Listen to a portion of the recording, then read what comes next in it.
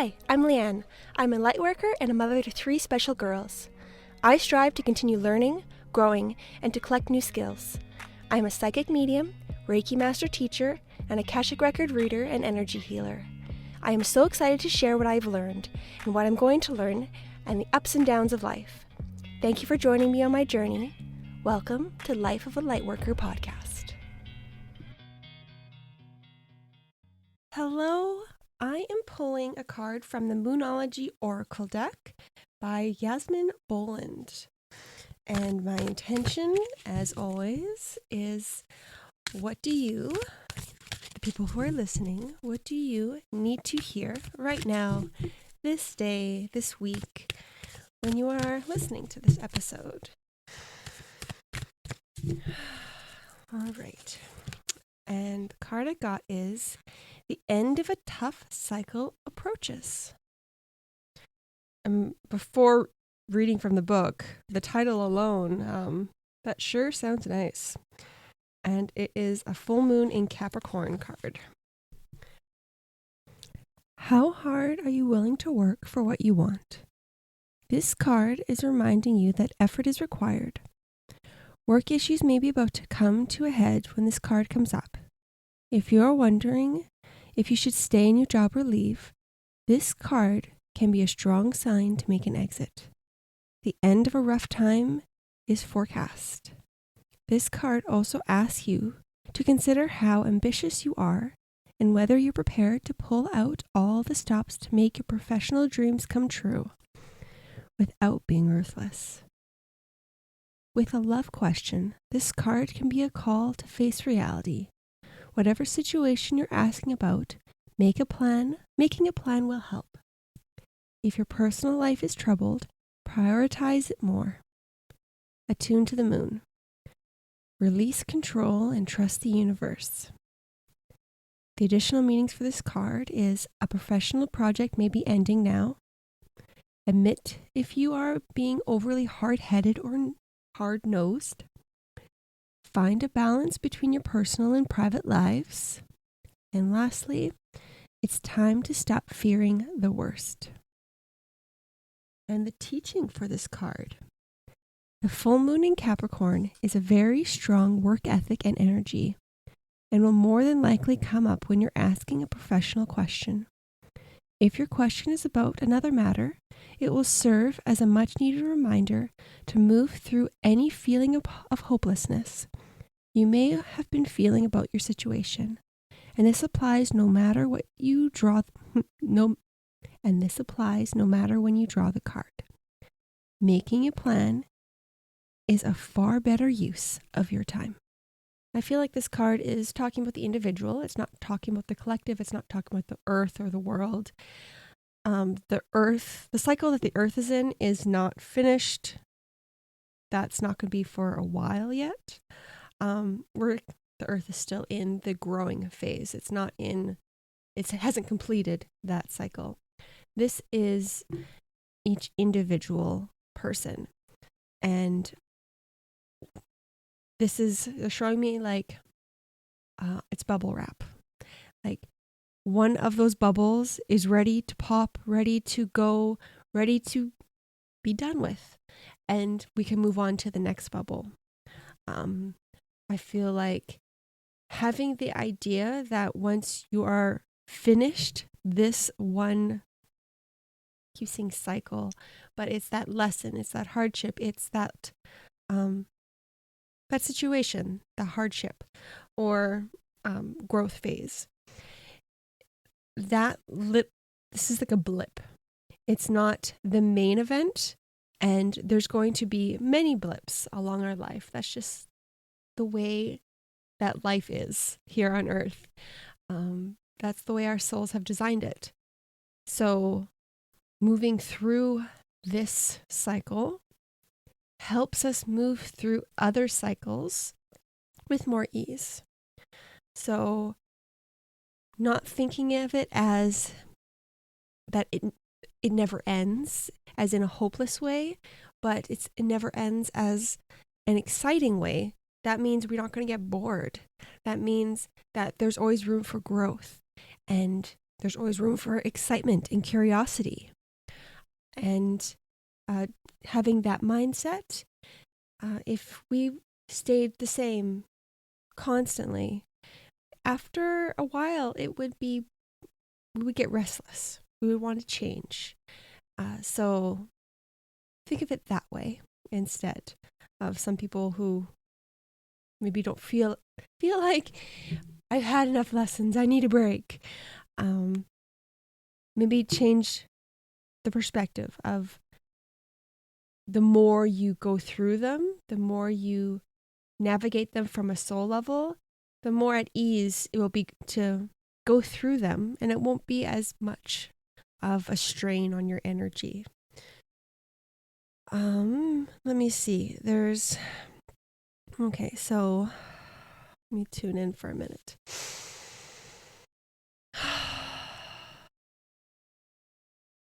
I'm getting the sense that each individual has a hard time seeing the end of the cycle, because when you're in it, especially near the tough part, it feels like it's going to go on and on and on. It's hard to see over the edge. It's hard to see what is in front of you. So this is the reminder to, instead of charging forward, to sit back into yourself, stand straight instead of leaning forward or pulling backwards. Center yourself, check in with your heart, and walk through this last phase from your heart. To always check back into yourself, to take a moment to ask, what direction do I go? Does this feel correct for me? Is this day, is this moment, do I step forward or do I stand still? What is the phase? What is the moment? What is the timing for this cycle? Because sometimes when we don't feel that urge and that pull to move forward, or you're not given ideas and inspiration, it's because we're meant to stand still. We're meant to go within, check in with yourself, spend time and effort and energy to connect to yourself, to replenish yourself for the next step forward, so that it's easier to listen for that next step forward. So when you feel stuck, feel like you're not moving forward, it's really an invitation to reconnect with yourself. So let me see, what are some ways that we can reconnect with ourselves when in those moments that feel stagnant or feel stuck or feel like we don't know how to move to the next level, to move forward. I know it can feel frustrating, and it can sometimes feel almost hopeless because you don't see the way out. What are some ways? Well, the first thing that comes to my mind is meditating and writing in a journal. Having a conversation with yourself is one of the most straightforward ways to work through this. So that could be just talking in your head, sitting quietly, having a conversation with yourself, and letting go of all your worries. So talking about everything that is either stressing you or worrying you about this one cycle or one phase in your life, and release all of it, acknowledge all of it, and let all of it come to the surface, no matter how big or little you feel that it is, that you think that it is. Just let it come out. And once it's released, see if any ideas or thoughts pop into your head that maybe you didn't think of before. Or how does your body feel before or after this exercise? Make note of all these little things that actually are big. They are important. There's lots of the time we downplay them. We brush them off. As far as writing, it's the same thing. Having a conversation with yourself, talking about everything that you were thinking about or feeling, and just letting it flow onto paper.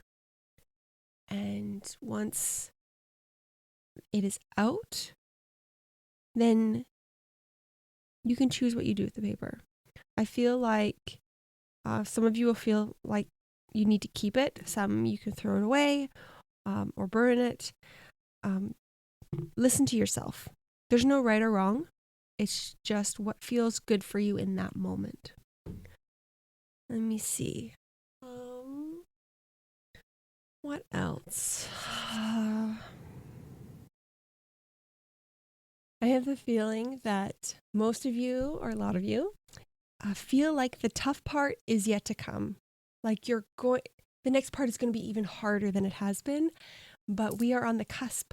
You have gone up the wheel, you've gone up the circle, and you're at the top, and you've gone up the hill, and now it's the down part to complete it down to the bottom. This last phase, even though it looks like it's half the work or half the time or half the whole cycle, it's so much easier. This is the part that it just happens. It falls into place. You don't need to put the energy and the effort into it. You've already put the energy and the effort into it. Now we're letting it fall into place. And the only way that it's going to be hard is if you fight it and you take it and you try to push it back up the hill instead of letting it fall down. So the challenge is letting it fall. Letting all that work you did, letting it fall into place, letting it happen the way it's meant to happen, the way the energy is asking it to move, and not pushing against it. We're not pushing up against stream. We're not trying to stop the water from flowing. We are allowing. And that is the hardest part.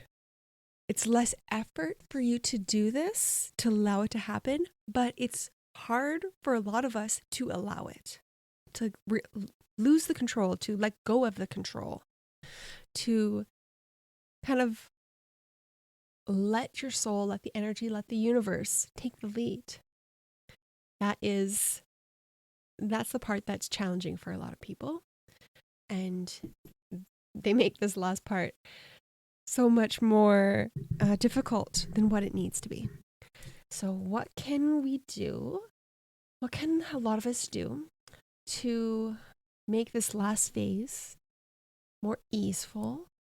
And I feel like regulating the nervous system is going to be a big part of this, because we get into fight or flight when it's falling and we're not doing the work, and it's very triggering for a lot of people. I feel a lot of anxiety. So it's regulating the nervous system. How can we regulate the nervous system? A lot of motion. I feel like you've been used to using your energy to push this ball up the hill, and now we're letting it roll. But it feels like we're not using our energy anymore. So it feels like you work so hard and then you have nothing, and you just have this balled up energy, not knowing what to do, all this mental effort that now we need to channel into physical, because a lot of people have a hard time moving that energy into other things or letting it flow where it needs to flow. So a healthy way to channel that energy is through movement. So going on walks, dancing is going to be very helpful. Every time you start to worry, get stressed out, or overthinking or over planning, turn on some music and dance. And I feel like you need to dance until your body feels better. So you either have to dance until you feel happy and joyful, or until you're tired. You need to expel that energy. You need to change. You need to transmute that energy. So everyone's going to be different, but I feel like it's got to be at least a full song. So you got to be at least 3 minutes. You got to be dancing. And that would be the most beneficial to move that energy, change that energy. Some of you might have to dance for like 10 minutes until you're tired.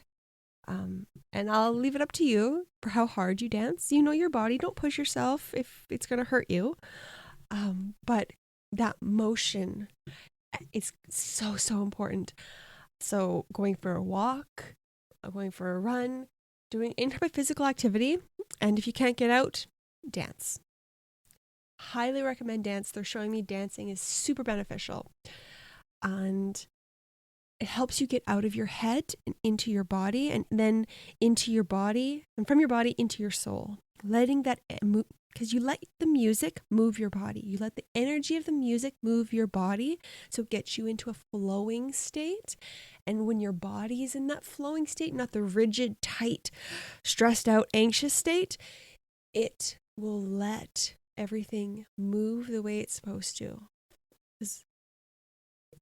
So anytime that you feel more tight or tense or rigid or really little too focused on the next step, get into the dance, get into the flow, get into the motion, do something to take your mind off of it and into your body. And that's what they're showing me. Let me see if there's anything else that could be helpful for us right now. So the image I got was a kid sliding down the hill. It's us. We're meant to enjoy the ride down. We're not holding on to the ball, trying to push it back up to the top. We are meant to slide down and enjoy the ride. That's the way it was, designed to be. So allow yourself to enjoy this part. And it's that finding the joy, calming your nervous system, and bringing in that childlike quality of curiosity, joyfulness, and allowing. And I feel like children, they allow the people around them to take care of them. So we need to allow the energy around us to take care of us and guide us and give up the control. That's what's being asked of us, to give up the control as the energy moves and be there you're along for the ride. Have fun on the ride. I have some fun things coming up. On June 2nd, I'm doing an online past life regression. So we're going to be going into a past life and most likely talk to some spirit guides or any type of being on your spirit team that wants to talk to you. It's going to be open to what your soul wants to come through. We're going to talk about past lives, and it's going to be a really fun and soulful, connected experience, and I'm really excited to share it with you. And if you're in the Edmonton area, on June 23rd, I'm doing an in-person one in Stony Plain. So that's also going to be really awesome. I'm really excited to be able to host these. And I love guiding people to see their past lives. It, to me, is like it's sharing a piece of what I love to do. So I love exploring past lives. I love going into other people's past lives. I love going into all the energy around us. I find it so beautiful and exciting. And being able to guide people to see that, to experience that, to feel that for themselves is so exciting to me. I love helping people get to that place within themselves. It really lights up such a big part of myself. It makes me so happy. So I'm really, really excited about being able to host these for you. And I also have a pretty new reading. It's called the Flash Insight Email Reading. Pretty much, you send me 6 questions, and then I intuitively find the answers for you. So they're going to be yes, no, maybe questions. And I collect the answers from your higher self, and sometimes more information comes through, so I type out the information that comes. It's not guaranteed. If it happens, it happens. I'm not going to stop it if it happens. And then I send you your reading, and you get your response within 24 hours. It's usually much shorter, usually within a few hours. It kind of depends on my schedule and what time of day you are submitting it. But I love how accessible that option is. So if you aren't able to get a full reading, or you don't have time for a full reading, or you just have a few questions, you don't necessarily feel like you need 45 minutes or an hour, this is perfect. This is great for you because it's less than $10 Canadian. It's very affordable, and I really wanted to create something that is very accessible to people.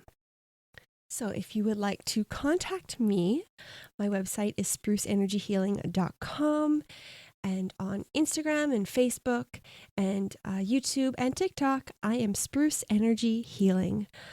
Thank you so much for listening, and I look forward to talking to you next time.